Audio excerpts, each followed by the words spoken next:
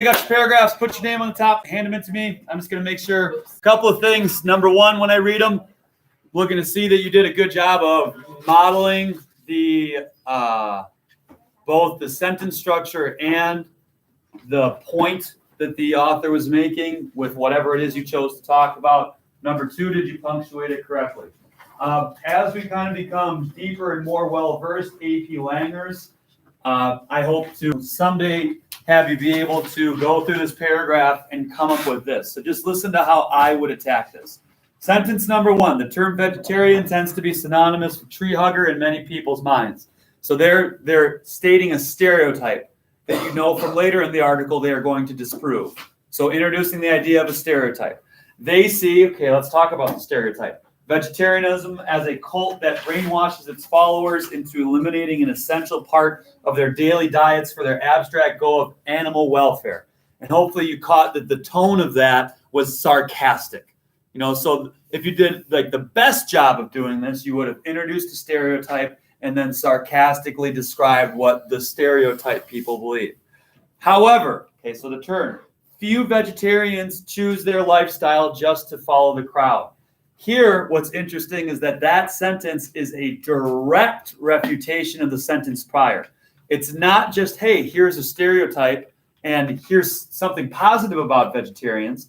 It's here's a stereotype and that stereotype is wrong for the specific reason that it says. So, you know, a group, vegetarianism is brainwashing its followers. That's their stereotype. However, you know, vegetarians don't follow the crowd. Many of these people are independent thinkers, concerned citizens, and compassionate human beings. So again, directly responding to the stereotype, not just saying a good thing, but directly responding to it. For the truth is that many good reasons for people to give up meat. The best reasons are. Okay, so now we're talking about why vegetarianism is a good thing. And in this essay, closely examines the vegetarian diet as compared to the meat eater's diet, et cetera, et cetera. So if you did a great job with this, you would have said stereotype about thing A, and then you would have directly refuted the stereotype. Not just go like two sides of the coin, directly refute the stereotype, and then talk about why, you know, whatever it is you're talking about is a cool thing. Those of you who are in CIS, this would look like, you know, the stereotype is Columbus is a good guy. Here's what they see Columbus is doing good.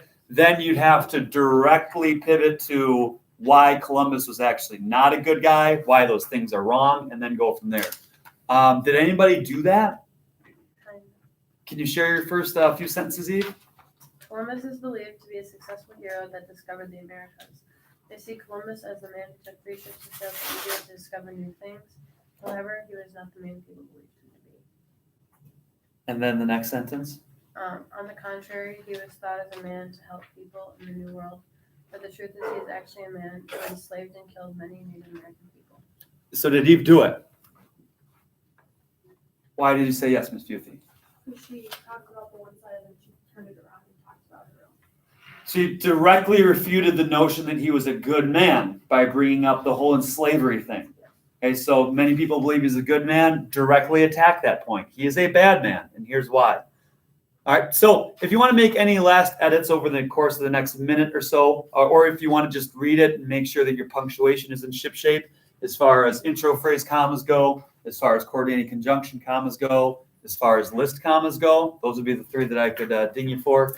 That's great. Otherwise, put your name on it, hand it in. I just want to see how we're doing with this.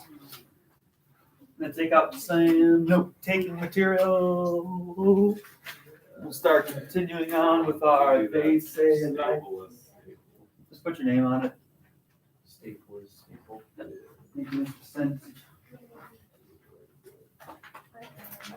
Why not?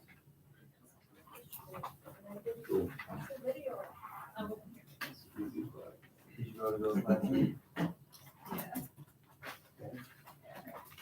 Still keep up with this happening. Oh, that's a great idea. Yeah. How much is written on this?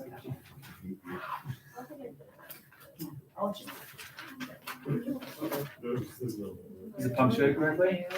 I mean, like, I refuted it, but I didn't go on with it. Who did you? That's all. I mean, otherwise, I'm just gonna tell you how to do better.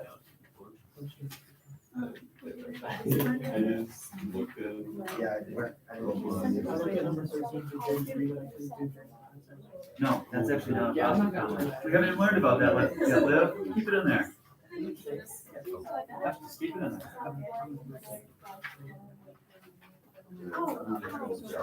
You're what? My name's yours, the last one. Oh, you'll figure it out. The last one is the color difference. Anybody else? I'm with him. I brushed my hair. My dad's not.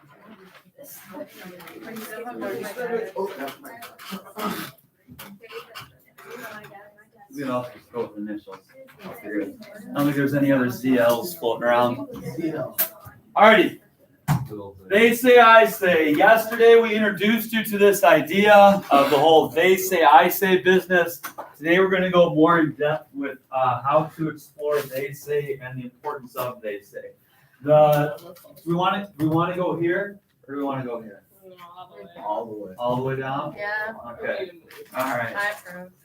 Okay, I'm going to hand out to you a list of templates that I will be going over on these slides. You want to take this list of templates and save it somewhere that is easily accessible to you. This is kind of like your they say I, or the first couple pages of your They Say I Say Bible. This is like your Bill of Rights for They Say I Say. This is an important document, and the easier you can access this document, the easier it will be for you to get a kickstart on your writing whenever you have to do stuff like this. Additionally, when I am going through slides that are going over the templates that you have in front of you, don't feel like you need to copy those down, because A, you have this right in front of you, and B, the slides will be posted to Google Classroom later today. You know, so comprehension-wise, you're going to comprehend more if you engage with the discussion and if you practice what we're talking about than if you are to just strictly trying to jot down or scribble down notes as fast as you possibly can. So open up your heart, open up your mind. The whole they say, I say jams. All right, so they say, starting with what other people are saying. So what you need to do whenever you're trying to make a point is both indicate your thesis and engage with the larger conversation that the thesis is responding to. So it's not just a presentation of what you believe, it's what you believe in addition to what's happening around your thesis. We're going to watch just the first minute of a video. What I want you to do is be able to identify what is this person's thesis and what is the conversation this person is responding to. Okay? So what is his thesis? What is the conversation he's responding to? If you're really cool, maybe you think about what is the they say. What is what? Cute young kid How person. to disagree with people. Not that you need any help. There's lots of stuff to disagree on if you're looking for it. Cake versus pie, apples or oranges. This sports team versus this sports team. Which movie star is better? Ryan Goosebaby or Charming Tater? I don't know. Some people even argue for tree. You just standing there, huh? Listen, I got an opinion. Who am I to judge, though? Maybe that tree says something about his mama. I'm just saying, some people just get worked up about anything.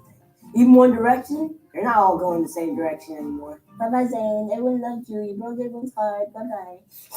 Some people argue about which animal is better. Cat, dog, elephant, or donkey. Anyway.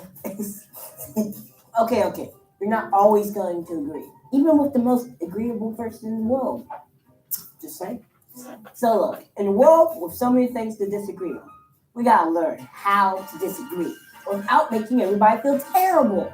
Step 1, treat people like they're people. People, I know, seems pretty simple. But in a heated argument, you can forget that you're talking to a person, a human being, someone who has a heartbeat, unless you're arguing with a tree. All right. So what is the conversation that he's participating with? And what is his thesis?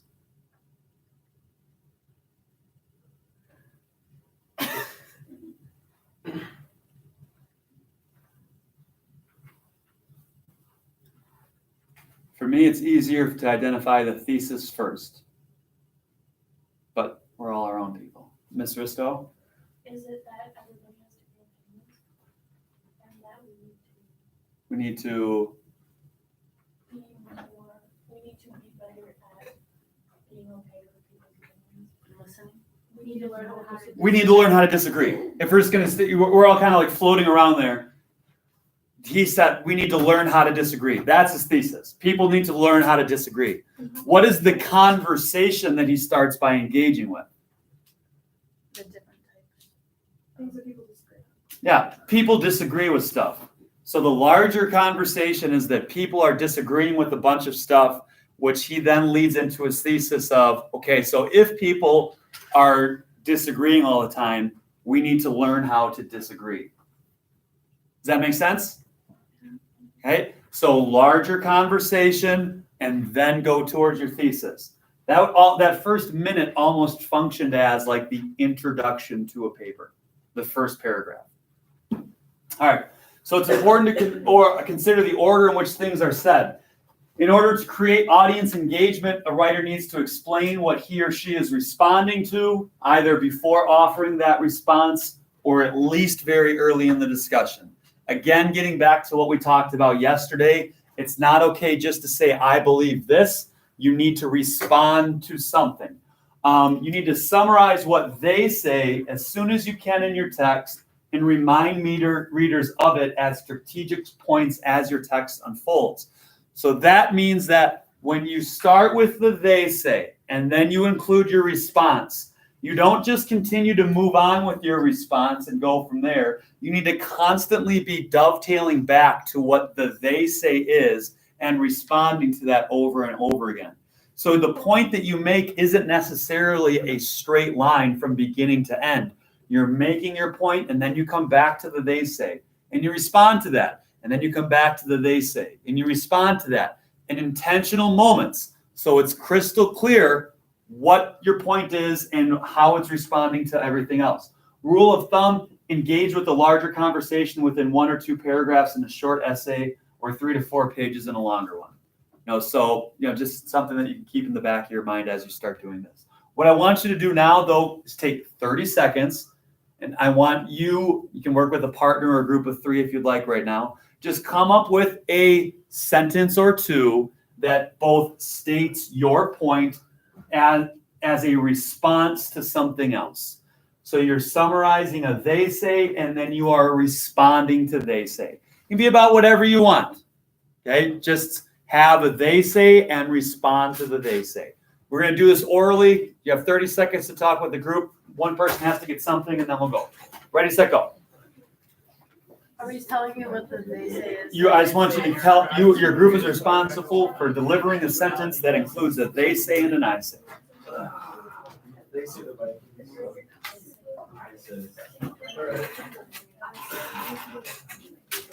What? 20 seconds.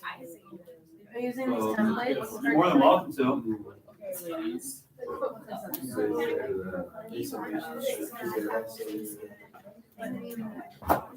Don't just simply say they say, I say. Do it kind of like kid president. Hey, arguing is a thing. So we need to learn how to argue or steal something from a template. Thank you, Miss.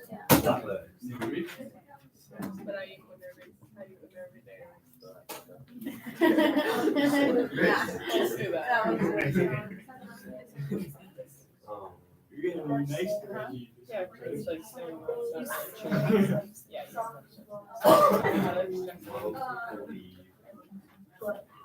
All right, stop. You need to shout this so that the computer audio can pick it up. So when some absent person watches, they can hear your genius. Who wants to go first? All right. We're taking the risk here with this one. Okay, go loud. Go loud and talk. Okay. My whole life I have heard it said that an apple a day keeps the doctor away, but I eat an apple every day and I still go to the doctors. Okay, so the larger conversation is that this axiom is true. However, it's not because you're going to the doctor. Good. Who's got another one? Back corner over there. Apples and oranges are very common fruits. Some people think that apples are better than oranges, but oranges are better because we get to peel them. Great. So the conversation was about which fruit is better. Gave us that, and then you ended with your thesis. Wonderful. Back couch. Table. Table. Yeah, we have. It is often said that Aaron Rodgers is the greatest quarterback of all time, but in actuality, there are many quarterbacks that have better stats than him. Okay. Including Dan Marino, Yep. the actual best quarterback of all time. And Miss Mesker. While it would be easy to believe that common sense is, as it is called, common, it's also easy to see many people don't know how to act in everyday life. Okay. So the conversation is that there's this notion of common sense. Your thesis is that people are actually stupid. All right. So start by summarizing the ideas you're responding to at the beginning and delay a detailed elaboration until later, so you don't necessarily, like Mr. Monty was doing, he said there are many quarterbacks that are better. And I imagine if you were going to turn that into a full paper, then you would continue to focus on specific quarterbacks that were better than Aaron Rodgers, right?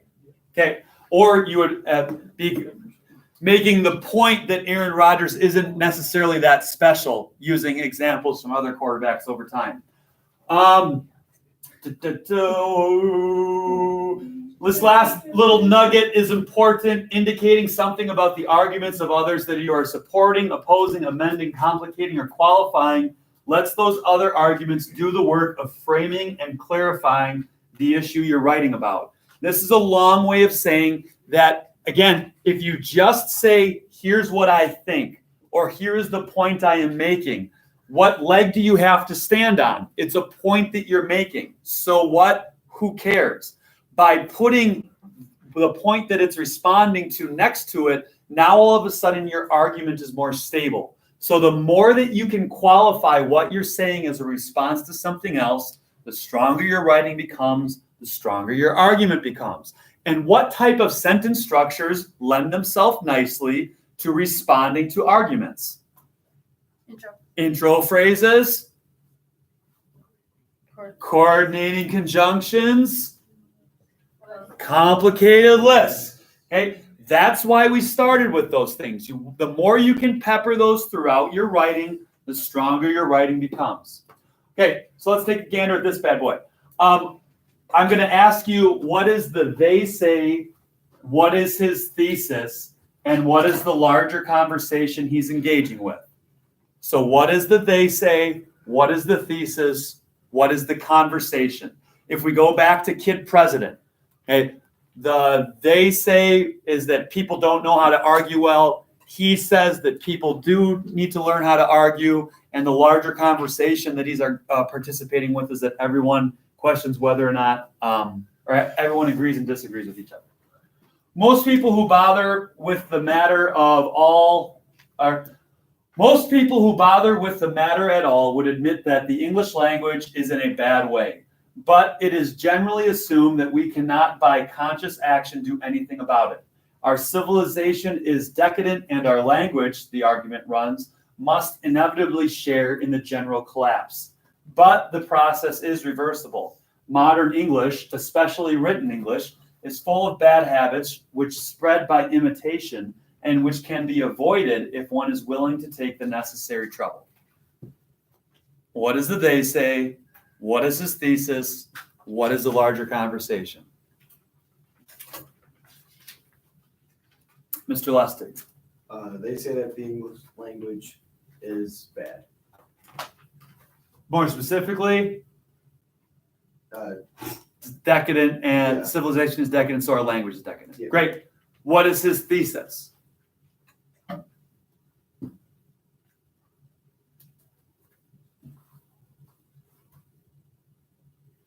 I'm going between two different things. Cool.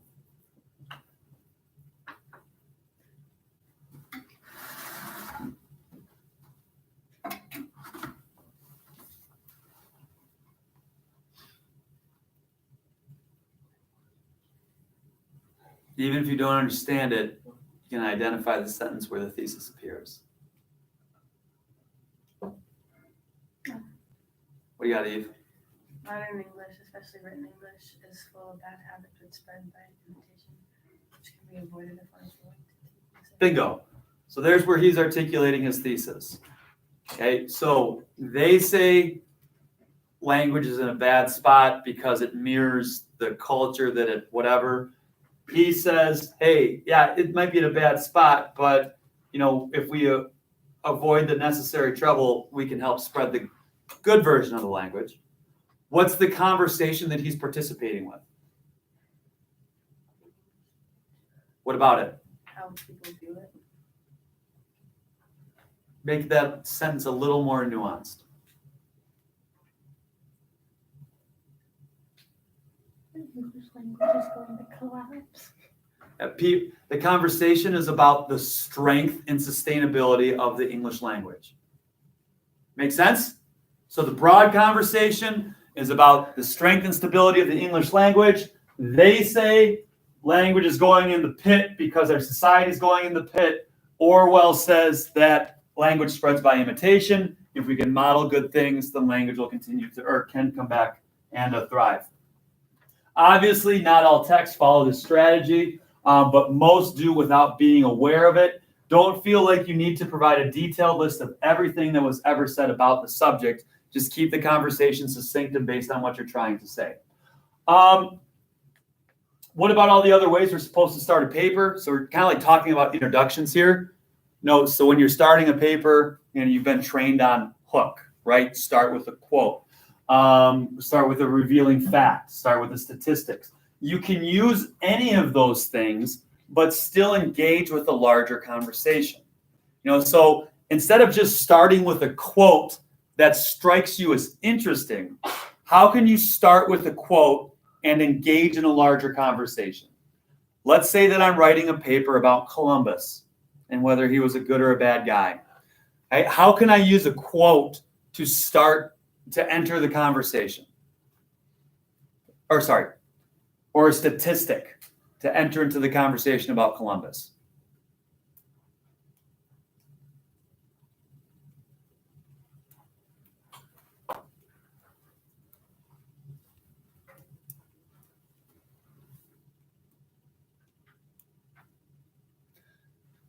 How many of you are going to be making the thesis that Columbus is a bad guy? Okay. How could you start with a quote that enters into the conversation, or start with a statistic that enters into the conversation about whether or not Columbus was good or bad for the world?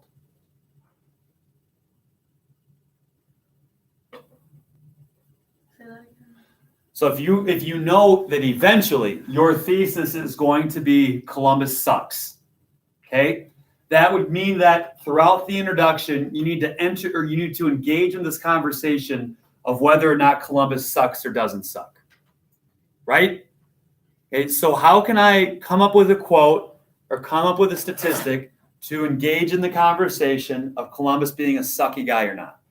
Around the 1500s, Columbus brought hundreds of slaves back to the Americas. Hundreds of slaves, what? The Americans. I would say From, you want to end with what you say. And that sounds like something that would build on Eve's idea of Columbus sucking. Okay, how could I start with something that's going to maybe present the conversation or what they say? Ms. Cody. You may believe that Christopher Columbus is an amazing person because of him discovering the Americas, but Okay, so that's a relevant anecdote, right? He discovered the Americas. Maybe you could say something about how, he sailed. You could get into the stats of sailing across the Atlantic, how many days it took, how long it was, and how that was a tremendous voyage, right? That regardless, he's a terrible person, but he was a pretty cool explorer. Right? So you can still do these things, but do these things to intentionally enter the conversation instead of just trying to capture the reader's interest.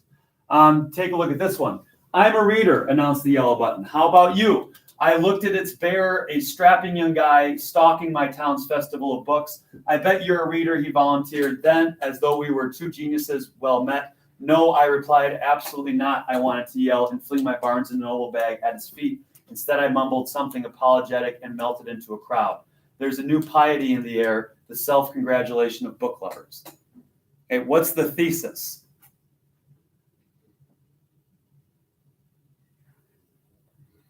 Do we know what the word piety means? Piety means like pompous religiosity. You know, if you're somebody who's pious, in a good way, that means like you're faithful and all that stuff. But you can be like overly pious and look down your nose at other people. So there's a new piety in the air, the self-congratulation of book lovers. So what is this new thing that makes people pompous? Loving books. People who love books. People who love books think they're so good. It's so much better than everybody else. Okay? Who likes books in here? Yeah, look at them. Looking down their noses at the rest of you. Gosh, Bryson. Okay, so how does this person get to that thesis? Is this a statistic? Is this an anecdote? Or is this a quote? More of an anecdote, right? A quick little story. And how does this quick little story enter into the conversation and allow us to go from they say to I say? The story is about what?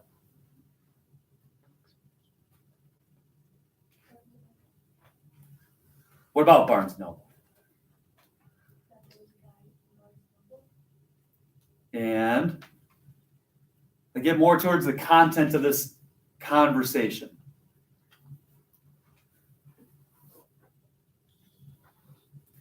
That he seems to think he's a genius. Yeah, he seems to think that they are both geniuses just because they are both owning books. Okay, so this speaks to the piety of book owners, the self-congratulations in the air. Here's some templates for introducing. They say these are all things that you have. In their recent work, Y and Z have offered. Those of you in CIS could say in their recent work, who are your authors for Columbus? Yeah, blah, blah, blah, have offered the harsh critique of Columbus for blank. It has become common today to dismiss Columbus as a blank, but actually blank. A number of sociologists. Standard views. So here's where you're getting towards like stereotypes or assumptions that people have.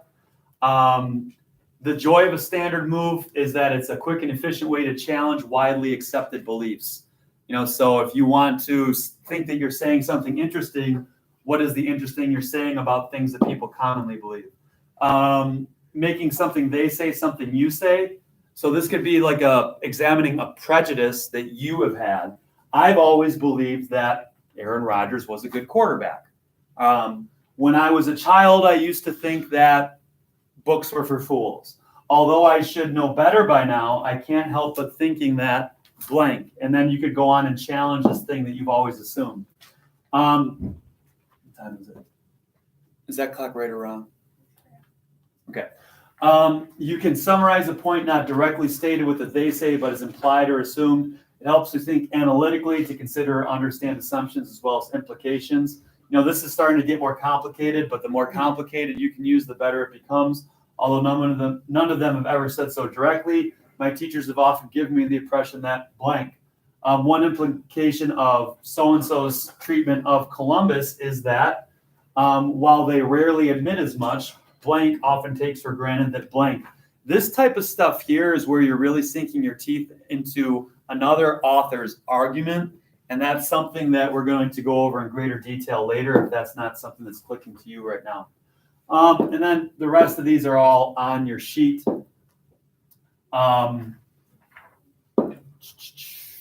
We don't have time to enter into this conversation right now. For tomorrow, bring your sheet back.